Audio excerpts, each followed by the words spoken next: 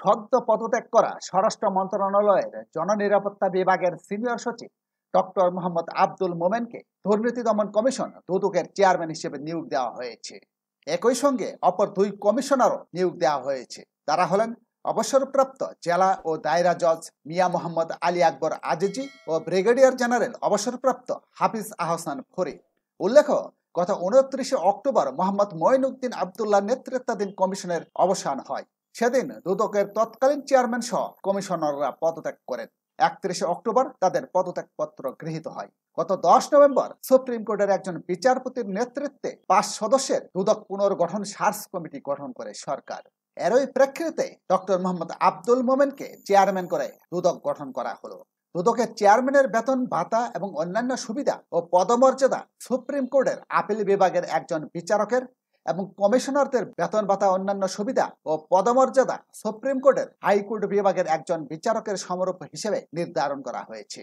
কে এই ডক্টর মোহাম্মদ আব্দুল মোমেন, তার সম্পর্কে জেনে নেওয়া যাক। ডক্টর মোহাম্মদ আব্দুল মোমেন 1958 সালের 1 জানুয়ারি ঢাকায় জন্মগ্রহণ করেন। তার পিতার নাম AFM আব্দুল মুতালেব এবং মাতা জাহানারা বেগম। ব্যক্তিগত জীবনে তিনি বিবাহিত এবং 2 সন্তানের জনক। তার সহধর্মিণী একজন চিকিৎসক। ডক্টর মোহাম্মদ আব্দুল মোমেন ঢাকা, ওয়েলস ও লন্ডনে পড়াশোনা করেন। শুরুতে তিনি বিজ্ঞান বিভাগের ছাত্র ছিলেন। পরবর্তীতে আইনে স্নাতক এবং রাষ্ট্রবিজ্ঞান ও অর্থনীতিতে স্নাতকোত্তর ডিগ্রি অর্জন করেন। 1996 সালে লন্ডনে পিএইচডি ডিগ্রি অর্জন করেন তিনি। দুদকের চেয়ারম্যান ডক্টর আব্দুল মোমেন 1982 সালে বাংলাদেশ সিভিল সার্ভিসে যোগদানের মাধ্যমে সরকারি চাকরি জীবন শুরু করেন। তিনি 1982 সালে বগুড়া জেলা প্রশাসকের কার্যালয়ে সহকারী কমিশনার হিসেবে যোগদান করেন।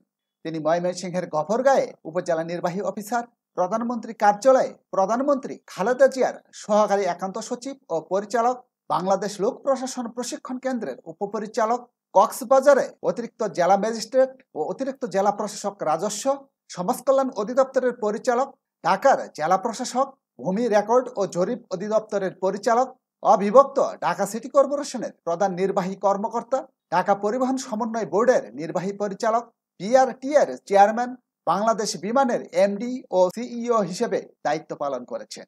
2009 সালে আওয়ামী লীগ সরকার যুগ্ম সচিব থাকা অবস্থায় আব্দুল মোমেনকে ওএসডি করে এবং পরে 2013 সালের 6 জুন তাকে বাধ্যতামূলক অবসরে পাঠায়।